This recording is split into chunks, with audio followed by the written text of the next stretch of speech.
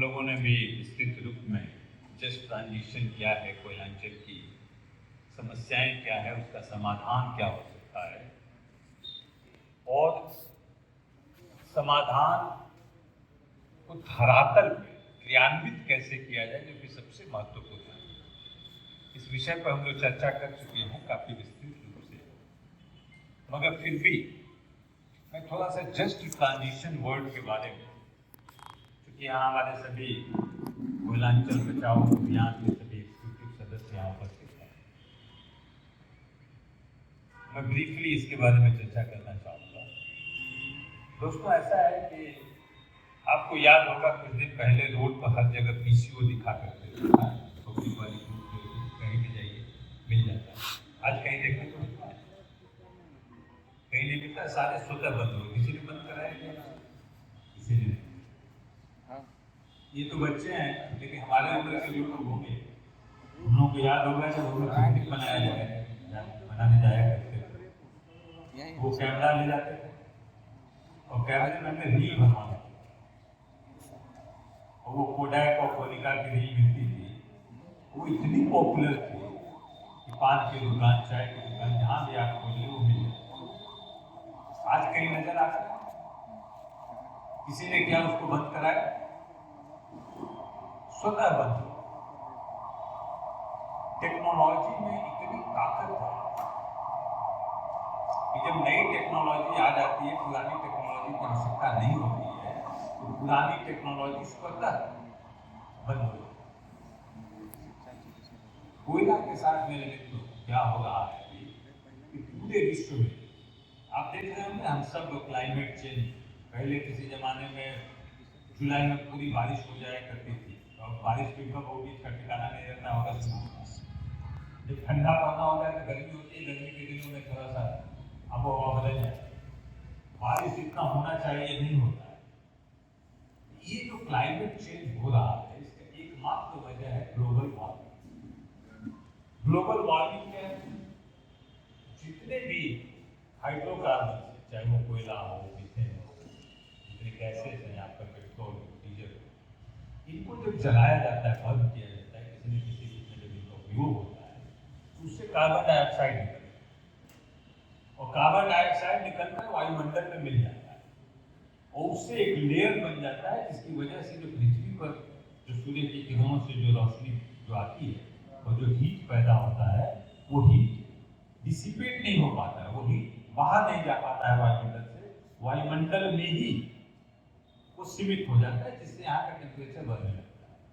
केदारनाथ का जो इतना बड़ा हादसा हुआ था, सब लोगों को याद होगा, वो एक ग्लेशियर मेल्ट कर गया, जिसकी वजह से पूरा जो पत्थर का पहाड़ था, जो बर्फ का पहाड़ था, ग्लेशियर वो मेल्ट किया, उसकी वजह से पूरा केदारनाथ का मंदिर और जितने भी लोग थे वहाँ सब लोग बह गए। तो ये है ग्लोबल वार्मिंग का असर। अब इस ग्लोबल वार्मिंग की वजह से हो क्या रहा है कि जितने भी विकसित देश, चाहे वो इंग्लैंड और कोई भी देश, वो तो विकसित हो चुके हैं। जितना कोयला उनको निकालना था, जितना कोयला जलाना था, जितना वायुमंडल को दूषित करना उन्होंने कर लिया, करके अपनी तिजोरी को भर दी। चाइना और इंडिया के पास वर्ल्ड का जो 8% 7% रिजर्व है, लगभग बराबर है, थोड़ा सा चाइना का जरूर चलता है, लेकिन चाइना आज की तारीख में हमसे 5 गुना ज्यादा कोयले का उत्पादन करता है। कोयले का उत्पादन 5 गुना, यानी हमसे 5 गुना ज्यादा कार्बन डाइऑक्साइड एटमॉस्फेयर में इमिट करता है, उतना ज्यादा वो गर्मी पैदा करता है। लेकिन उसकी आज जीडीपी भी जो है, जो वहाँ प्रति व्यक्ति आय है, हमसे वो भी लगभग 5 गुना ज्यादा है, वो भी अपनी तिजोरी भर लिया। अब आज की तारीख में हमारे देश आज भी गरीबी है, आज भी आप जानते हैं कि 80 करोड़ जनता है कि फ्री राशन सरकार से ले लीजिए, लगभग कोई भी व्यक्ति नहीं चाहता है, हर व्यक्ति का स्वाभिमान होता है, लेकिन मजबूरी में ही वो किसी न किसी के सामने आ सकता है।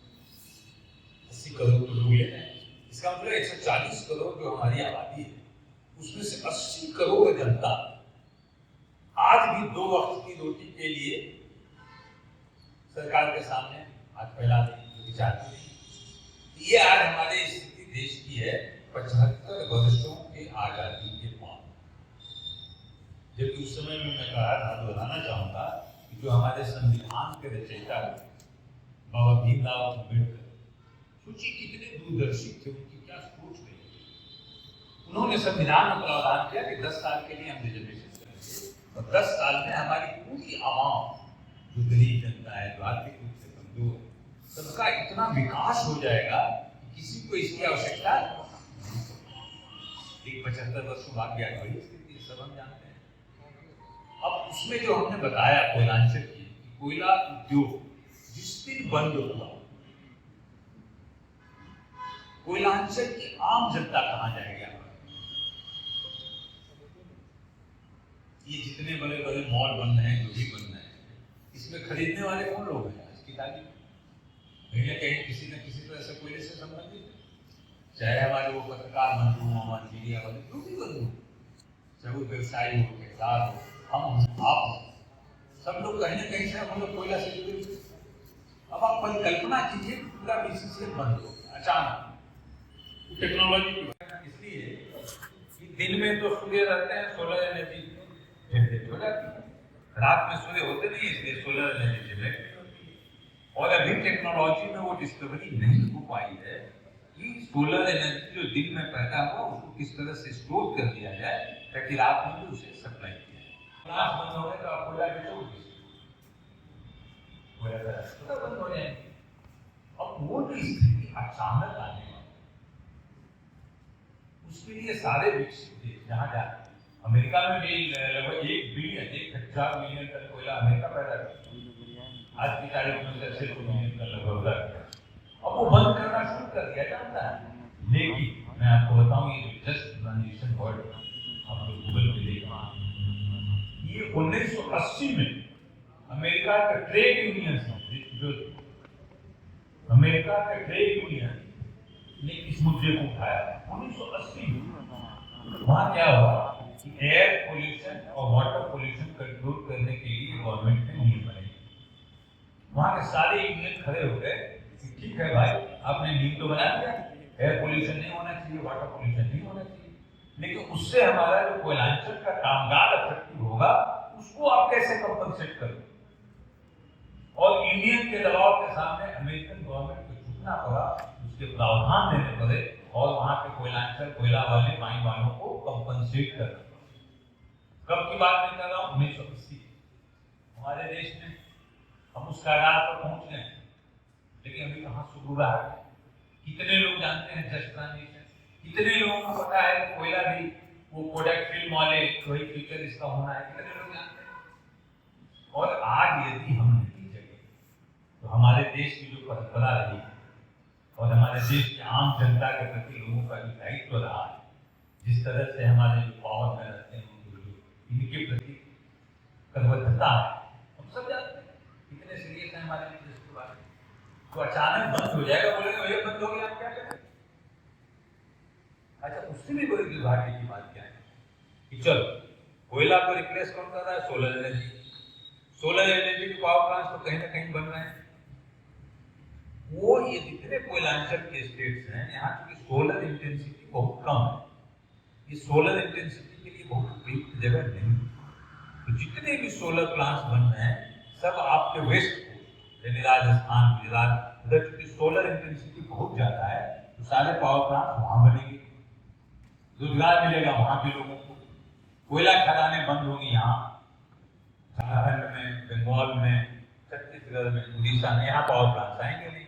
तो ऐसे ही कोयला का आदमी मर जाए, और मरने कोयलांचल का व्यक्ति मरेगा, वहां सिर्फ श्रमिक नहीं मरेंगे, यहाँ का छोटा व्यवसाय, ठेकेदार, हमारे छोटे पत्रकार, सब लोग इकट्ठे लोग।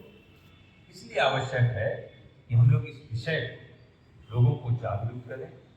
और सरकार देखो, आज की तारीख में भी प्रावधान है कि आर्थिक रूप से कमजोर लोगों को मुफ्त में शिक्षा दी जाए, इसलिए तो सरकारी स्कूल खुले, चिकित्सा दी जाए इसलिए सरकारी अस्पताल खुले, रोजगार दिया जाए इसलिए गवर्नमेंट की इतनी सारी योजनाएं। लेकिन उन योजनाओं का फायदा सही मायने में जिनको आवश्यकता है वहां तक पहुंच ही नहीं पाता, और नहीं पहुंचने का मुख्य वजह है अनभिज्ञता, लोगों को जानकारी नहीं, लोगों में जागरूकता का अभाव है। लोग नहीं जानते हैं कि हमारा अधिकार क्या है हमारा कर्तव्य क्या है और हमें अपने अधिकार को किस तरह से देना। सिर्फ इस उद्देश्य की प्राप्ति के लिए ये कोयलांचल बचाओ अभियान की शुरुआत की गई। अभी 26 नवंबर की पहली मीटिंग हुई थी, आज दूसरी मीटिंग हुई है। वो मीटिंग परिचयात्मक थी। आज हम लोगों का एक यही धनबाद में करने का मुख्य उद्देश्य था कि हम लोग इस उद्देश्य को पूरे कोयलांचल में किस तरह से आगे बढ़ाएं। बहन ने बिल्कुल ठीक कहा, गांव-गांव हमें जाना होगा, कॉलोनी-कॉलोनी हमें जाना होगा। ये देखो, ये आंदोलन जिस तरह से हम चाहेंगे चमक धमक, और जिस तरह से आजकल मीटिंग होती है वो इतनी सारी बसें आती हैं, गाड़ियाँ आती हैं, चमक धमक, कितने पैसे खर्च होते हैं, वो प्रारूप हमारा नहीं हो सकता। और न तो हम लोग चाहेंगे न तो हम लोग करेंगे। हम अलग अलग चीज सोच रहे हैं, अलग चीज कर रहे हैं, हमारे करने का तरीका ही अलग है। इस अभियान से वही लोग जुड़ सकते हैं जो निस्वार्थ रूप से गरीबों, ग्रामीणों, श्रमिकों, किसानों का सर्वांगीण विकास चाहते हैं, और वही लोग आज यहाँ उपस्थित हैं। और दोस्तों मैं बताऊं, महाभारत सबको याद है, पांडवों की संख्या मात्र 5 थी, कौरवों की संख्या 100 से ज्यादा। आप कल्पना कर सकते हो महात्मा गांधी, मैं तो कभी कभी सोचता हूँ तो सच में मन विचलित होता है कि उन अंग्रेजों को जिनके राज्य में कभी सूर्यास्त नहीं होता, उनको चुनौती देने के लिए एक साधारण सा आदमी, बाद में तो धोती लपेटे रहता है, कैसे सोचा होगा कि इन अंग्रेजों से हम टकरा सकते। सुभाष चंद्र बोस कैसे सोचे होंगे कि अंग्रेजों से वो टक्कर ले सकते। लेकिन दोस्तों, संघे शक्ति करी प्रजातंत्र में जो जनता में जो पावर है, जनता जानती है, उसके सामने सबको नतमस्तक होना। तो हमें घर घर जाना है, गांव-गांव जाना है, हमें डिफरेंट टोली बनानी है। हमें अपना, अभी तक तो हम लोगों का ऑर्गेनाइजेशन भी धीरे धीरे हम लोग फाइनलाइज कर रहे हैं। आज भी हम लोग इस पर चर्चा करेंगे। आप लोग जितने आए हैं, सब लोगों का नाम, नंबर, स्थान आप लोगों ने लिखा है, बहुत बहुत धन्यवाद आप लोगों को। और दोस्तों, इस मुहिम के साथ हमें 2-4-5 मीटिंग और करनी होगी, हमें अपना ऑर्गेनाइजेशन बनाना होगा।